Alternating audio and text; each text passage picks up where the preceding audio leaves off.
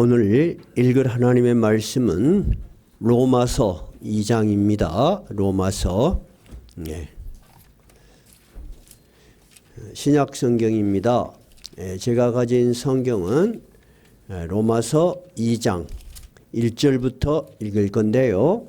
241페이지입니다. 241페이지. 오늘은 로마서 6번째 강의 설교를 하는 시간입니다. 다 찾으셨어요? 신약 성경 241페이지 1절부터 11절까지 같이 읽도록 하겠습니다. 같이 읽겠습니다. 그러므로 남을 판단하는 사람아, 누구를 막론하고 네가 핑계하지 못할 것은 남을 판단하는 것으로 네가 너를 정죄함이니 판단하는 네가 같은 일을 행함이니라. 이런 일을 행하는 자에게 하나님의 심판이 진리대로 되는 줄 우리가 아노라. 이런 일을 행하는 자를 판단하고도 같은 일을 행하는 사람아, 네가 하나님의 심판을 피할 줄로 생각하느냐? 혹 네가 하나님의 인자하심이 너를 인도하여 회개하게 하심을 알지 못하여 그의 인자하심과 용납하심과 길이 참으심이 풍성함을 멸시하느냐? 다만 네 고집과 회개하지 아니한 마음을 따라 진노의 날 곧 하나님의 의로우신 심판이 나타나는 그날에 임할 진노를 네게 쌓는도다. 하나님께서 각 사람에게 그 행한 대로 보응하시되 참고 선을 행하여 영광과 존귀와 썩지 아니함을 구하는 자에게는 영생으로 하시고, 오직 당을 지어 진리를 따르지 아니하고 불의를 따리한 자르는 자에게는 진노와 분노로 하시리라. 악을 행하는 각 사람의 영에는 환난과 공고가 있으리니 먼저는 유대인에게요 그리고 헬라인에게며, 선을 행하는 각 사람에게는 영광과 존귀와 평강이 있으리니 먼저는 유대인에게요 그리고 헬라인에게라. 이는 하나님께서 외모로 사람을 취하지 아니하심이라. 아멘. 오늘은 여러분들이 내용을 읽으신 부분까지만 봐도 뭔가에 대한 하나님의 심판과 진노에 대한 이야기가 나와요. 그런데 사실 이것을 2장 독립적으로 보면은 앞뒤 맥락을 잘 모를 수가 있어요. 그래서 여기다가 책갈피를 우선 꽂아 놓으십시다. 책갈피를 꽂아 놓고 1장으로 한번 돌아가 봐요. 자, 1장으로 돌아가면은 1장 16절 17절 오늘 또 암송할 구절이에요. 16절 17절에서 바울 사도가 이 로마에 있는 성도들에게 편지를 보내는 핵심 메시지, 복음의 가장 중심적인 것이 뭐라는 것을 1장 16절 17절에서 말하고 있죠. 16절 한번 읽어볼까요? 내가 복음을 부끄러워하지 아니하노니 이 복음은 모든 믿는 자에게 구원을 주시는 하나님의 능력이 됨이라. 먼저는 유대인에게요 그리고 헬라인에게로다. 예수 그리스도를 통해서 우리에게 전해진 복음을 믿는 자에게는 하나님의 능력으로 그를 구원해 주신다는 거예요. 그런데 이 구원이 모든 인류에게 주어지는데 바울 사도는 그 모든 인류를 두 가지로 구분했어요. 첫째는 누구? 유대인. 그 다음에는 헬라인. 왜 그렇게 두 개로 구분했을까? 성경에는 명확히 없지만 제가 여러분이 이해하기 쉽게 말씀드렸어요. 유대인은 어떤 종교를 믿고 있다? 계시 종교. 잊어버렸구나. 그 다음에 많은 사람들이 있지만 그 당시에 가장 자기들이 지혜롭고 철학과 이성이 뛰어난 학문이 많은 도시가 어디예요? 그리스예요. 그 사람들을 헬라인이라고 했어요. 그러니까 유대인을 제외한 많은 세상에 자기를 지혜롭게 여겨서 스스로 구원을 찾아가는 사람의 대표로 누구를 지금 거명한 거예요. 헬라인. 그렇게 이해를 하고 설교를 들으면 잘 들릴 거예요. 그러니까 바울 사도는 유대인에게나 헬라인에게나 예수 그리스도의 복음이 필요하다는 거예요. 그러면 사람들은 이런 질문을 한다고 했어요. 사람의 자존심이 강하고 지혜가 많고 학문이 많고 그런 사람들은 스스로 이런 생각을 하는 사람들이 많아요. 왜 스스로가 자기 문제를 해결해야지 나약하게 신을 의지한다고 그러냐. 우리 스스로가 선하게 살면 되지. 즉 우리 인간 스스로가 자기의 노력과 지성으로 자기의 구원을 이루어 나갈 수 있다고 믿는 사람들이 바로 대표적으로 누구다? 헬라인이라는 거예요. 그래서 1장 18절에서부터 32절까지는 그런 사람들 스스로가 인간 스스로가 자기의 구원을 이룰 수 있다고 생각하는 사람들에 대한 특징, 두 번째는 한계, 그리고 문제점에 대해서 설명을 하면서 2장으로 넘어가는 거예요. 이해가 되셨죠? 그런 사람들의 특징은 뭐냐면 우주 전체 만물 자연을 보면서 신에 대한 인식은 가지고 있다, 가지고 있지 않다. 가지고 있어요. 야, 신이 없다면 어떻게 이런 걸 만들 수 있겠냐. 그러면서 그럴듯한 철학들, 그럴듯한 학문들, 그럴듯한 윤리들, 도덕들. 여러분, 우리의 인류사에서 보면은 크리스찬이 아니었지만은 그래도 보편적으로 존경받는 도덕적인 삶을 살고 윤리적인 가르침을 준 사람들 많이 있어요, 없어요? 있잖아요. 그러니까 우리가 성경이 폭넓게 봐야 돼요. 그래서 우리한테도 이런 질문을 하는 사람도 있어요. 그러면 공자는 어떻게 됐냐? 공자같이 훌륭한 사람을, 또 이순신 장군같이 훌륭한 사람은 어찌 되냐? 그렇게 물어볼 수가 있어요. 자, 그래서 1장 18절에서는 이 사람들도 신에 대한 의식은 있는데 그 의식과 지성과 학문을 통해서 정말 하나님, 살아계신 하나님께 도달한다? 아니면 보니까 오히려 거꾸로 돌이나 나무나 이런 걸로 우상을 만들어 놓고 섬기는 수준으로 떨어지더라. 어쩌더라? 떨어지더라. 그걸 어떻게 알아요? 우리가 어떻게 그렇게 말할 수 있어요? 우리가 어떻게 그렇게 단정적으로 말할 수 있어요? 지난번 설교에서 했어요. 근데 제가 질문을 할 때 여러분이 모르시면 저는 속으로 좋아요. 그러니까 너무 막 당황하고 목사님한테 소리 듣는다고 생각하지 마세요. 여러분이 모르면 목사님은 은근히 좋아한다. 그렇게 생각하시면 돼요. 자, 왜 그렇게 단정적으로 말할 수 있다 그랬어요? 우리가 그리스 철학자 그러면 누구를 생각할 수 있어요? 소크라테스, 플라톤, 아리스토텔레스 대표적인 사람이에요. 플라톤은 어떤 철학으로 유명해요? 이데아론이에요. 우리가 눈에 보이는 이런 이 현상만으로 이루어져 있지 않다. 이런 것은 다 드러난 껍질에 불과한 거고 진짜 본질, 진짜 가치 있는 것은 이데아의 세계에 있다. 그래서 철학의 토대를 만든 사람이 플라톤이에요. 근데 이런 이야기들을 많이 하면 성경 본문을 다룰 시간이 적어지니까 조금만 할 거예요. 그 다음 이어서 플라톤의 제자가 누구예요? 아리스토텔레스는 이 신에 대한 개념을 정의한 사람이에요. 이 수많은 철학자들 중에서 이렇게 인간이 깊은 생각을 한 수없는 세월 속에서 신에 대한 정의를 한 사람이에요. 인간이 스스로 자기의 사고를 가지고 정의를 한 사람이에요. 대단한 사람이에요. 근데 아리스토텔레스가 정의한 신은 뭐예요?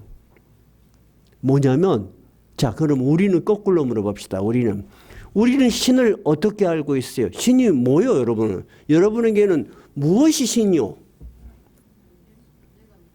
여러분에게는 우리한테 다른 사람들이 야, 신이 뭐야? 라고 말하면 여러분 뭐라고 할래요? 굉장히 어렵죠. 그래서 모세가 보이지 않는 하나님을 만나죠. 시내 산에서. 만나죠? 모세가 굉장히 이 신의 존재에 대해서 궁금해해요. 눈에 안 보이고 음성은 들리나. 근데 자기들 백성한테 가서 야, 내가 신을 만났다. 우리 선조들이 말한 그 신을 만났다 그러면은 틀림없이 그 사람들이 물어볼 거란 말이에요. 뭐를 물어봐? 이름을 물어볼 거라 그런 말이에요. 이름을. 왜냐하면 그 당시에는 다 신의 이름이 있어서 돌로 만들어 놓고 이거는 뭐다. 황소로 만들어 놓고 이것은 뭐다. 자기들 나름대로 이름을 지었어. 그런데 하나님이 이름을 가르쳐줘요. 이름은 뭐래요? 여호와라. 해보세요. 여호와라. 근데 그것이 이름이 아니고 뜻이에요. 뭐냐면 나는 스스로 있는 자다. 여러분, 신의 규명이 구약 성경에 여호와 스스로 있는 자라는 말만큼 명확한 게 없어요. 모든 것들은 스스로 있었어요. 어디서부터 생겨났어요? 생겨났어요. 여러분은 어디로부터 생겨났어요? 부모님으로부터. 또 그 부모님은 그 부모님으로부터, 그 부모님으로부터. 인간은 누군가로부터 만들어진 존재야. 대단한 거예요. 근데 우리가 믿는 하나님 어때요? 스스로 존재하셔. 스스로 존재하기 때문에 시작이 있어 없어? 없어. 끝이 있어 없어? 없어. 시간의 제한을 받지 않아. 눈에 보이지 않는 존재이셔. 영적인 존재니까 공간의 제한을 받지 않아. 그래서 우리의 사고로 가늠을 할 수가 없어요. 그런데 이 아리스토텔레스가 얼마나 뛰어난 철학자인지 잘 들어봐요. 아리스토텔레스는 이렇게 이야기를 했어요. 철학자는 철학자야. 모든 것을 움직이게 하되 자기는 움직이지 않는 힘이다.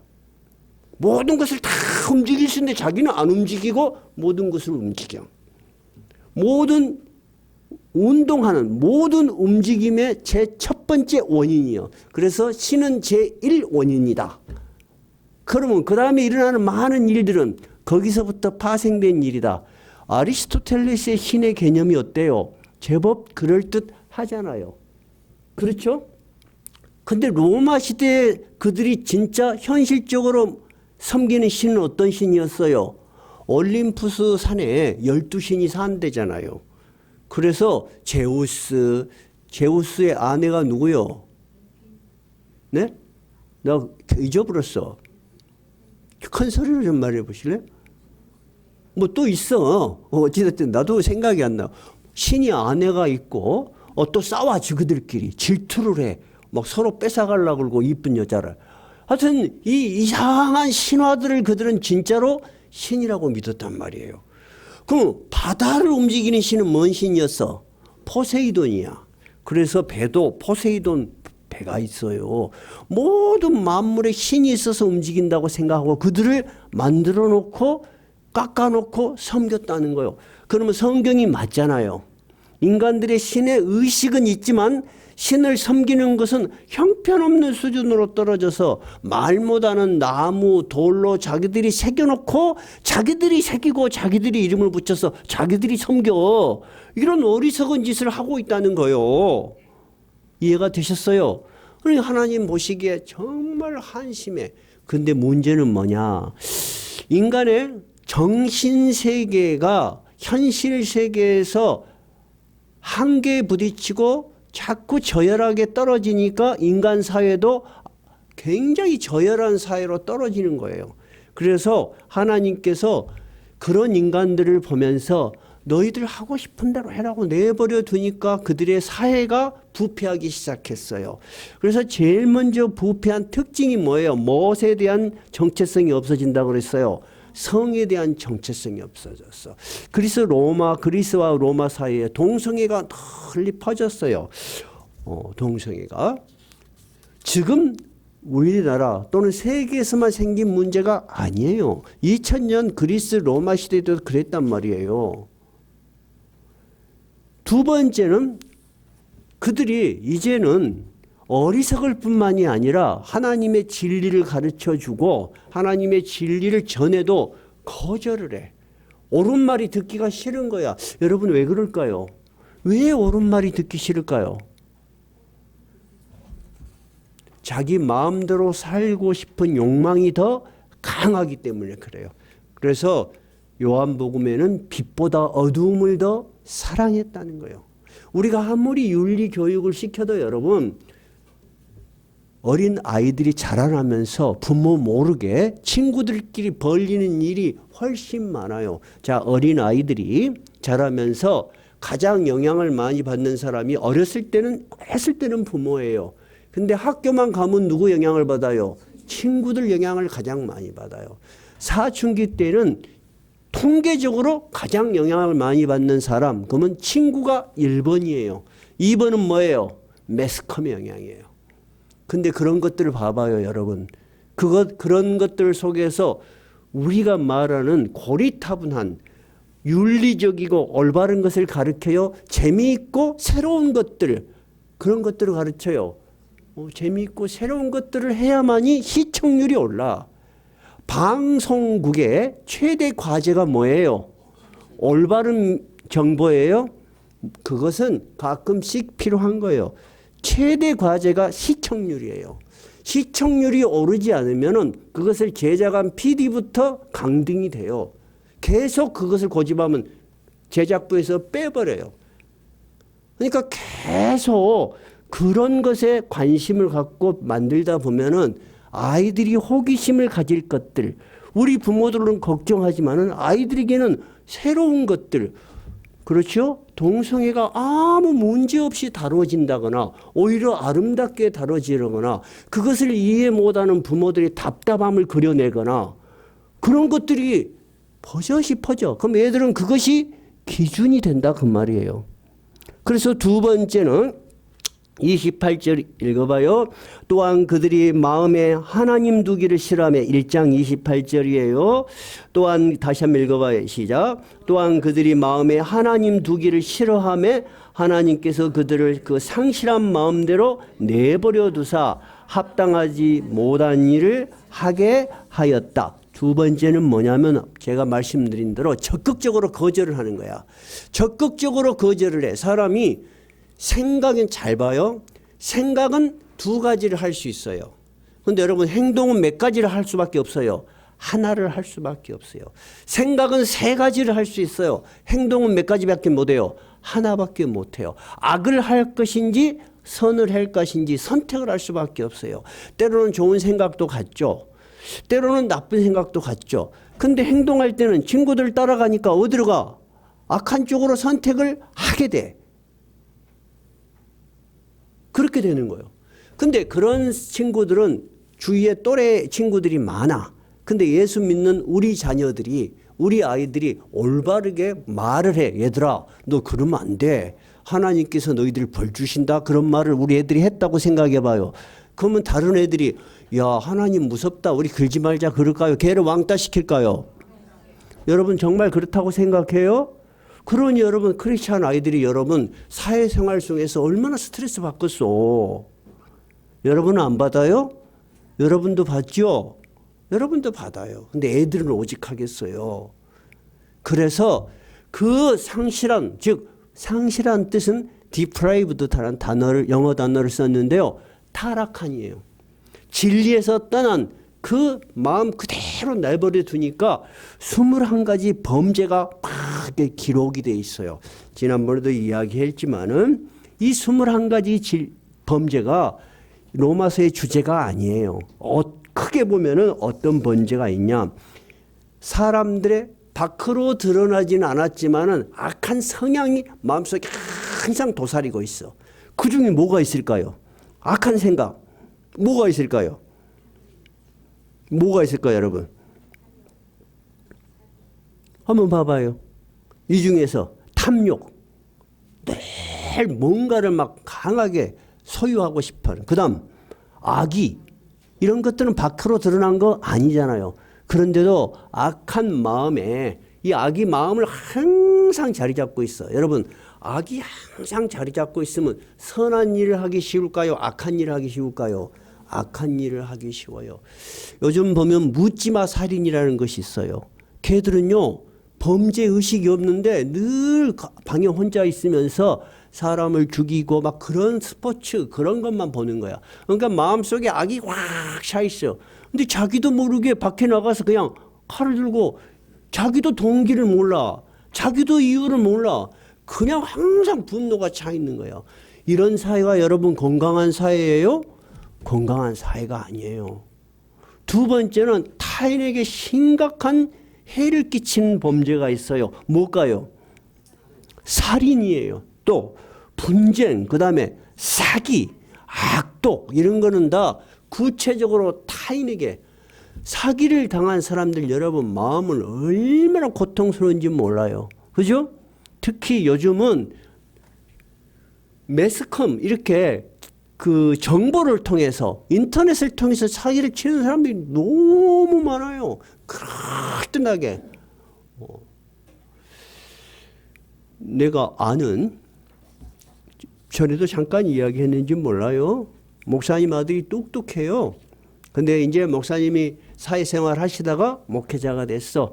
그래서 서울에 아들이 가서 뭐 이렇게 공부를 한다니까 자기 앞으로 노후 지금까지 벌어놓은 돈 다 아들을 줘서 전세 자금을 빌려줬어. 근데 전세 사기를 당한 거야. 그래서 이제 제가 그래도 좀 법적 지식이 있으니까 와서 목사님 이리 우리 아들이 이리 됐는데 어쨌으면 좋겠습니까? 그래서 보니까 이게 전형적인 전세야. 그때만 해도 여러분 그것이 전세 사기인 줄 몰랐어요. 그때만 봐도. 근데 제가 봤을 때는 그 집주인이 의도적으로 한 거야. 이거 사기다. 그래서 제가 법무부 장관한테 탄원서를 써줬어요. 근데 이것이 시간이 가니까 한두 명이 아니고 조직적으로 사기를 쳤다는 것이 드러난 거야. 이게. 전세 사기가 된 거야. 근데 피해액이 어마어마해요. 근데 피해를 당한 사람들이 주로 누구요? 다 대학생들, 알바생들. 한 푼이라도 아끼려고 월세 안 내고 전세 낸 애들이야. 이제 그 뒤에 어찌 됐는가는 다음에 이야기해 줄게요. 다행히 정말 다행히 법적으로 국가에서 특별법을 제정해서 이 전세 사기를 당한 이 시점에 사람들에게만 주택공사에서 임대 그 액수만큼 임대를 평생 살 수 있도록 선처를 해줬어. 얼마나 좋아하는지 몰라 여러분. 근데 저는 마음속으로 정말 감사하다. 목회자가 여러분 마지막 목회하겠다고 했는데 아들이 벌어놓은 돈 다 날라갔어. 어디가 사소연을 껐어. 즉 우리 사회가 여러분 그렇게 악한 사회가 됐다는 거예요. 그 다음에는 종교적인 또 죄악이 있어요. 또 뭘까요? 하나님께서 그 다음에 어디죠? 교만한 자, 자랑하는 자, 악을 도모하는 자 이런 것들은 다 하나님을 대적하는 거예요. 하나님보다 자기를 더 높이는 거예요. 그 다음에 가정은 뭐예요? 부모를 거역하는 자.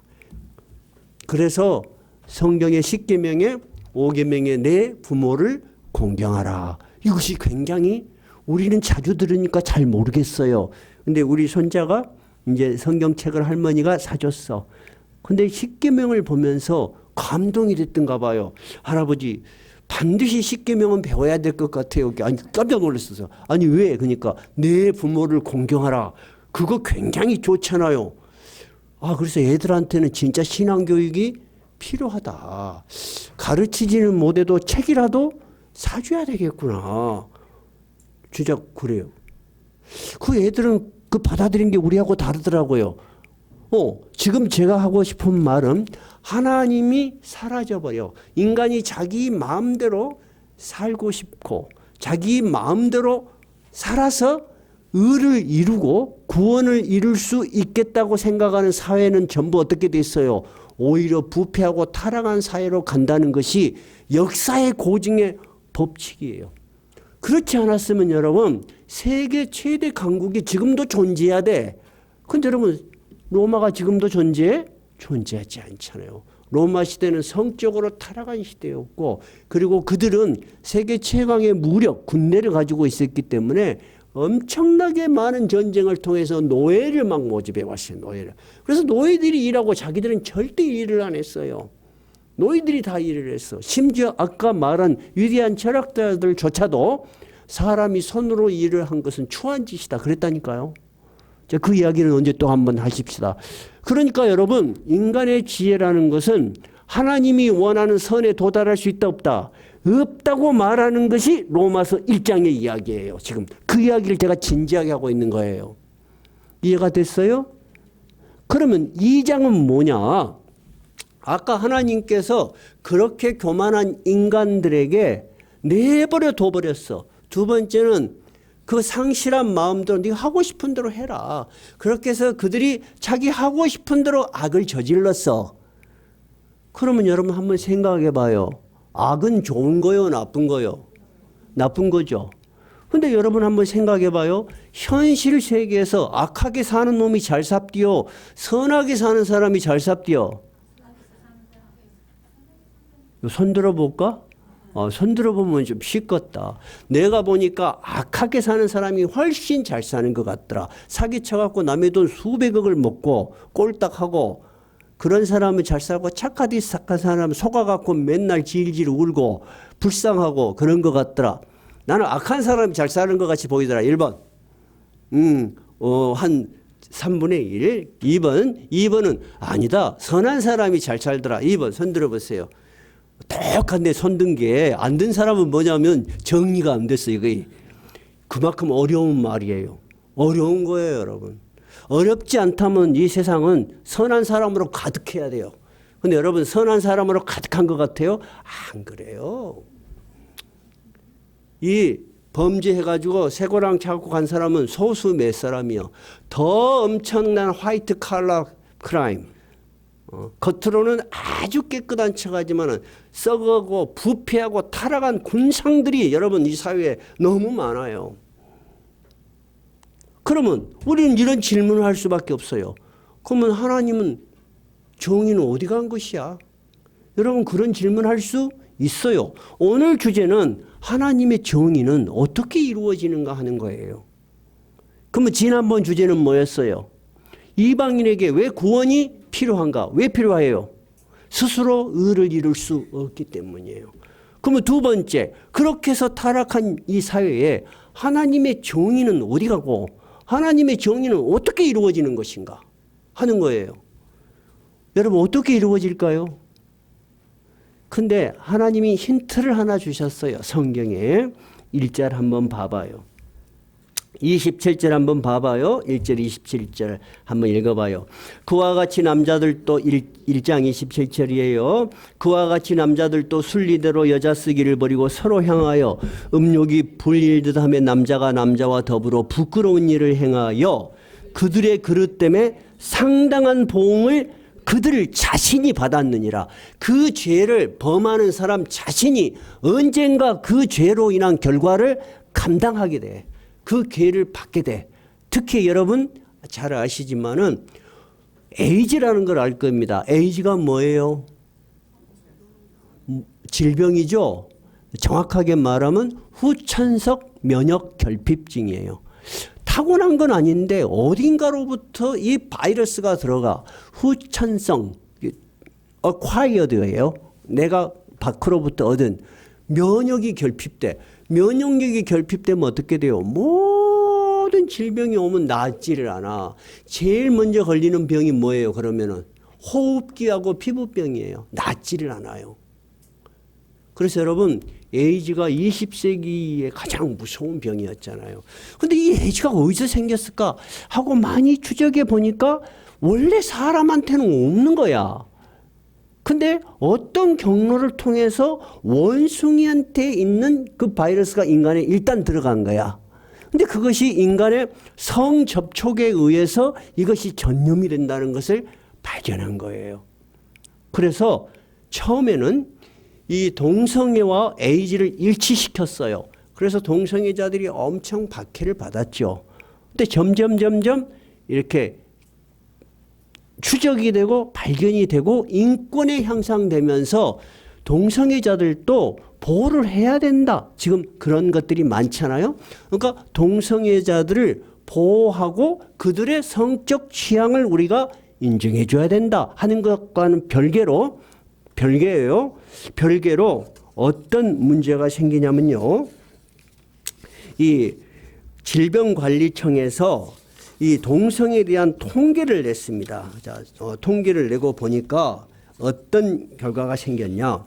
남자와 여자가 2022년 질병관리청 기준이에요. 남녀 성비가 남자가 많을 것 같아요? 여자가 많을 것 같아요? 성비가. 남자가 92%예요. 두 번째는 이것이 어떻게 감염되느냐. 그러면은 성적 접촉률가 99%야. 그러면 결국은 누구를 통해서 그래도 여전히 많이 전염되고 있다는 거예요. 남자들끼리의 동성을 통해서 이것이 가장 많이 접촉되고 있다는 거예요. 제가 신학교에 있을 때 호스피스 선교를 하게 됐어요. 호스피스 선교는 이제 죽음을 6개월 정도 남겨놨어. 그리고 국가기관에서 당신은 시한부 인생이요 라고 판결을 내려주면은 호스피스 병동을 들어갈 수 있어요. 근데 호스피스 병동, 제가 간 호스피스 병동은 5%만 본인이 부담하고 국가가 95% 부담을 해요. 호스피스가 원래 임종을 기다리는 사람들이에요. 근데 이제 선교단체에서 하는 것이니까 어려우신 분들은 5%도 안 내. 후원금으로 다 이렇게 해줘.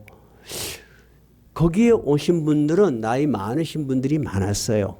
근데 아주 젊은 사람들이 보이는 거야. 그래서 이 젊은 사람들은 뭐요? 나 그랬더니 에이즈 걸린 사람들이래.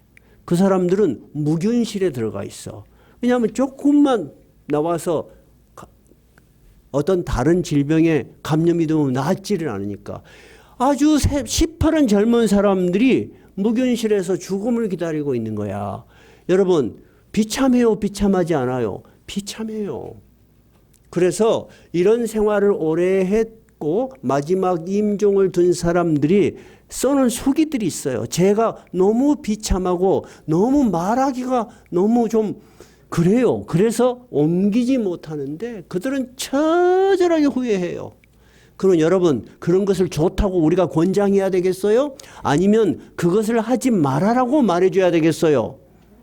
우리가 그들의 인권을 존중하냐 존중하지 않느냐의 문제와 그것을 하지 않는 것이 선이다. 그렇게 하면은 비참한 결과가 너에게 일어날 것이라고 말하는 것과는 다른 거예요. 이해가 되셨어요? 그래서 하나님께서는 그런 악을 행하는 사람들의 마음에는 평안을 주시지 않고 그 자신이 그것에 대한 보응을 받는다는 거예요. 1차적인 진로. 1차적인 하나님의 진노예요. 여러분, 이 하나님의 진노는 정당해요? 정당하지 않아요? 정당하죠? 자기가 스스로 좋아서 했으니까 그 결과를 자기가 당하는 거야. 강도가 됐든 도둑놈이 됐든 사기꾼이 됐든 남의 돈을 뺏은 사람들이 그 돈을 온전히 잘 활용하는 경우가 많아요. 그 돈을 완전히 탕진하는 경우가 많아요. 왜 탕진해요? 불안하거든요. 견딜 수가 없어요, 여러분. 하나님은 우리 안에 뭘 줬기 때문에 그래요? 양심을 줬기 때문에 그래요. 불안해서 정상적인 생활하기 어려워요. 그것을 잊어버리기 위해서 더 강한 죄를 찾아다니는 거예요. 두 번째는 뭐냐면, 근데 목사님, 그렇지 않은 사람도 있지 않습니까? 그렇지 않은 사람도 있죠. 어떤 할머니가 시골에서 전화를 받았어요. 시골뿐이에요. 제가 누구누구 어머니시죠? 그러니까 예. 그러니까 당신 아들이 지금 군대에 들어와 있는데 큰 죄를 져가지고 지금 영창에 끌려가서 이제 감옥에서 살게 될 겁니다. 내가 살짝은이 그 애를 귀하게 생각해서 어머니한테만 특별하게 이렇게 전화를 드린다는 게 시골 어머니가 어떻겠어요? 뭐 막 울고불고 우리 아들 좀 도와주세요, 살려주세요. 그러니까 살릴 길이 있다. 그래서 보이스피싱을 당했어요. 전 재산을 시골 할머니가 모아놓은 돈 전 재산을 다 보이스피싱을 당했어. 나중에 알고 보니까 어때? 완전히 당했다는 거 알았어. 너무 하늘이 무너져. 그래서 자살해서 죽었어요. 이런 일들이 굉장히 많아요. 근데 이 범인을 잡을 길이 없어요. 왜? 중국에서 전화를 하기 때문에. 그럼 여러분 한번 생각해 봐요. 이 범죄인은 완전 범죄가 된 거죠. 잡을 수가 없어. 그 돈 지가 다 써도 몰라 남들이. 그죠? 경찰도 잡기를 포기했어. 요즘이야 뭐 공조 수사한다 그러지만은 10년 전, 20년 전에는 수사할 생각도 안 했어요. 여러분, 그러면 이 사람이 이 세상에 살아있는 동안에는 한 번도 잡히지 않고 그 돈 다 썼어. 남들은 죽음으로써 그 불행을 줘놓고, 그러면 여러분, 하나님께서 이 사람을 마지막 심판날에 다시 살리셔서 심판을 하는 것이 하나님의 정의에 맞아요?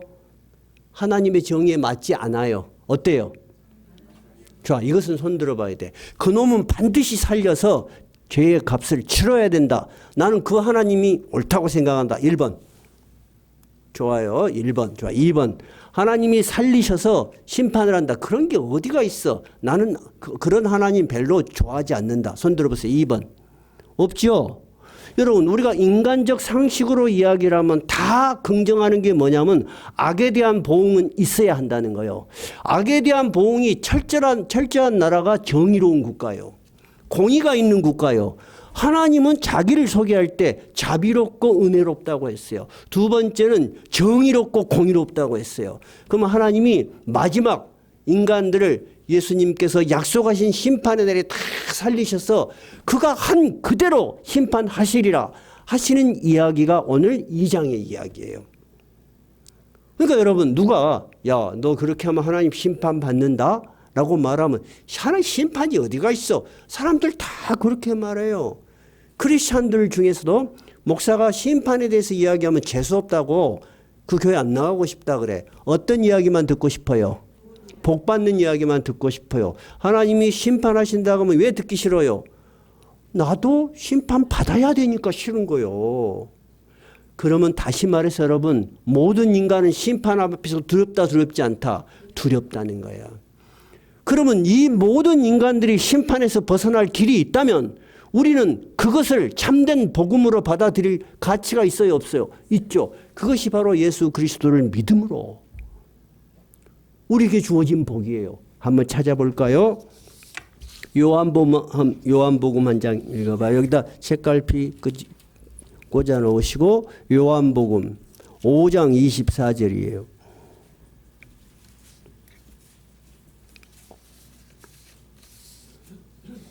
(5장 24절) 151쪽이에요. 한번 읽어봐요. 내가 진실로 진실로 너에게 이르노니 내 말을 듣고 또 나 보내신 이를 믿는 자는 영생을 얻었고 심판에 이르지 아니하나니 사망에서 생명으로 옮겼느니라. 여러분, 이것이 예수님 자신이 하신 이야기야. 나를 믿고 또 나를 보내신 그 하나님을 믿는 자는 이미 죽음이 아닌 생명의 나라로 옮겨져 있어. 그리고 심판도, 자, 28절에 보니까 뭐라고 돼 있어요? 몇 절이었죠? 24절. 심판에 이르지 아니에요. 심판이라는 게 뭐예요, 여러분? 죄를 정하는 거예요. 너는 이러이러한 일을 행했으므로 너는 이러한 벌을 받아야 된다. 그 심판에 우리는 면제가 되는 거야. 얼마나 좋습니까? 오늘 로마서는 다시 한번 좀 심도 있게 제가 강의를 하겠습니다. 2장의 본 내용은 뭐냐면 아까 인간들이 행한 모든 범죄를 보면서 어떤 사람들은 손가락질을 해. 아유, 쟤 봐. 아유, 저것들 봐. 아유, 저것들 봐. 그렇게 하는데 실은 자기도 그렇게 하고 있어. 근데 자기만 그거를 몰라. 근데 아무도 이 심판을 피해갈 수 없다는 거예요. 왜? 하나님은 어떤 분이시기 때문이야. 11절 읽어봐요. 이는 하나님께서 외모로 사람을 취하지 아니하십니다. 하나님은 인간의 깊은 마음속까지도 다 아셔. 아시는데 네가 하나님 앞에서 의로운 것처럼 착각하는 거야. 착각하고 있다는 거야. 그래서 로마서 2장은 우리는 하나님 앞에서 심판받을 수밖에 없고, 둘째는 또 하나님 앞에 나의 의를 드러낼 것이 없는 존재라는 거예요. 그러나 오늘 1장 16절 17절에서 이야기한 것처럼 예수 그리스도를 통한 이 복음을 받아들이는 자, 예수를 믿는 자, 그를 보내신 하나님을 믿는 자에게는 하나님의 능력으로, 하나님의 은혜로, 하나님의 크신 용서로 유일한 하나의 길, 이 많은 사람들이 죄 중에서 살지만 그래도 내가 구원의 길을 열어놓을 테니까 이 구원의 길을 붙잡고 오도록 하라고 하는 거예요. 그래서 여러분들이 오늘 이 자리에 하나님의 은혜로 예수 그리스도를 믿게 된 것입니다. 그러니까 예수 그리스도를 믿는 우리는 크게 두 가지로 감사해야 돼요. 첫째는 뭐냐면 우리의 모습을 알 수 있다는 거예요. 우리의 모습은 우리가 노력하기도 하고 때로는 선하게 살아보려고도 하지만은 한계가 있다는 거예요. 그죠? 그 한계에 있는 나를 발견할 때 하나님을 알지 못하면 어떻게 되겠어요? 어떻게 사람들은 선택을 해야 돼요? 그러면 첫 번째 사람은 절망을 할 거예요. 그죠? 두 번째 사람은 어떻게 할까요? 여기서 벗어나려고 발버둥을 쳐볼 거예요. 그것이 바로 자연 종교라는 거예요. 나의 노력으로 수행으로 막 뭔가를 이뤄보려고 하는 거. 대표적인 종교가 불교라고 했어요. 지난번에 제가 설교했어요. 불교는 거행과 수행을 통해서 인간의 윤회로부터, 인간의 이런 악으로부터 벗어나고자 하는 거예요. 대표적인 스님이 성철 스님이었어요. 성철 스님이 25살에 딸이 하나 있는 가족의 상태로 출가를 했어요. 그리고 82세에 죽었으니까 굉장히 오랫동안 수행을 하신 분이요. 이분은 그냥 수행하는 거 아니에요. 앵가는 것으로는 자기 마음에 차지가 않아. 그래서 8년간 눕지 않고 잤어요. 눕지 않고 수행을 하는 것을 장좌불와라 그래요. 안 누워. 그리고 무릎을 쓰고 반드시 앉아서 자. 여러분은 반드시 앉아서 자라고 하면 뒤로 자빠질 거예요. 졸면은 여러분 앞뒤로 넘어지잖아. 이분은 8년을 그렇게 했어. 대단하죠? 그리고 10년 동안은 사람들하고 말을 한마디도 안 했어. 가시는 풀을 철조망을 쳐놓고 그 안에 들어갔고 10년 동안을 무건 수행을 했어요. 어때요? 대단하죠? 그래서 사람들이 많은 정치인뿐만 아니라 많은 불자들이 이 스님하고 말 한번 해보려고 막 그렇게 애를 썼어요. 근데 그 불교 기자가 찾아갔어요. 그래서 스님한테 스님, 우리나라에 불교 신자가 1,300만이 있는데 그분들에게 한 말씀만 부탁드립니다. 그러니까 이 성철 스님이 뭐라고 했냐면 내 말에 속지 말아라고 전해주라. 그러면서 나는 순 거짓말하는 사람이니까 속지 말아라고 전해주라는 거야. 그 불교 신문에 크게 났어요. 자기 한 말은 거짓말이라는 거예요. 근데 불교계에서는 얼마나 겸손하냐. 이것이 불공이 높으니까 그런 말씀을 하는 거다. 그것도 그럴듯해요. 두 번째는 자기 딸도 아버지가 어릴 때 두고 가버렸어. 그래서 다음에 커서 출가를 했어요. 출가를 했는데 이름은 불필이었어요. 불교의 명이 불필. 그래서 자기가 죽기 직전에 54년 동안에 단절하고 안 만난 딸을 만나서 이렇게 이야기했어요. 필이야, 내가 생을 잘못 선택했구나. 나는 지옥에 간다. 내 죄는 산보다 높고 바다보다 깊은데 내 일을 어찌 감당하랴. 내가 80년 동안 포기한 것은 다 헛것이다. 우리는 구원이 없다. 죄값을 해결할 자가 없기 때문이다. 너무 정확하게 정말로 고승답게 문제점을 정확하게 이해를 했어요. 인간이 스스로 자기의 죄를 사할 능력이 없다는 거예요. 우리 주 예수 그리스도께서는 우리의 죄를 사하기 위해서 십자가에 죽으시면서 분명하게 이야기했어요. 뭐라고 이야기했어요? 너희를 위하여 내가 죽노라. 여러분, 우리는 그것을 믿는 계시 종교 중에서 예수 그리스도를 믿는 자들이 된 거예요. 그죠? 그러니까 우리는 첫째, 우리의 한계에 대해서 이해할 수 있어요. 그리고 이 한계를 벗어나는 것은 우리의 몸부림이나 노력이 아니고 누구를? 예수 그리스도의 은혜에 붙잡고 우리가 살아가는 거예요. 얼마나 좋아요. 예수님 마음에 드세요? 나는 참 들어요. 그리고 여러분에게 이러한 복음, 이러한 예수 그리스도를 전하게 돼서 굉장히 마음이 편하고 가벼워요. 제가 여러분에게 여러분 적어도 2년은 금식해야 됩니다 한다든가 그런 이야기 하지 않고 예수 그리스도께서 우리를 위하여서 죽으셨으니까 우리는 주님을 붙들고 언제나 주님 앞에 나아가서 내 죄를 회개해야 됩니다. 그러므로 우리는 다시는 심판대 앞에 서지 않는 것입니다. 오늘 말씀이 여러분의 신앙에 하나의 이정표가 되시기 바랍니다. 이것을 우리가 깨달으면 마음에 평안이 옵니다. 그죠? 평안이 오고 소망이 생깁니다. 우리가 어떤 부족함에도 불구하고 내가 하나님 나라에 가는 것은 나의 의가 아니고 누구의 의를 붙들고 가는 것이다? 예수 그리스도의 의를 붙들고 가는 거야. 그러니까 그 예수 그리스도에 대해서 감사와 찬양이 우러날 수밖에 없는 거예요. 내가 할 수 없는 일을 그분이 해줬으니까 우리는 그분의 십자가를 붙들고 그분을 찬양하면서 그분과 함께 나아가는 것입니다. 자, 찬송가 283장입니다.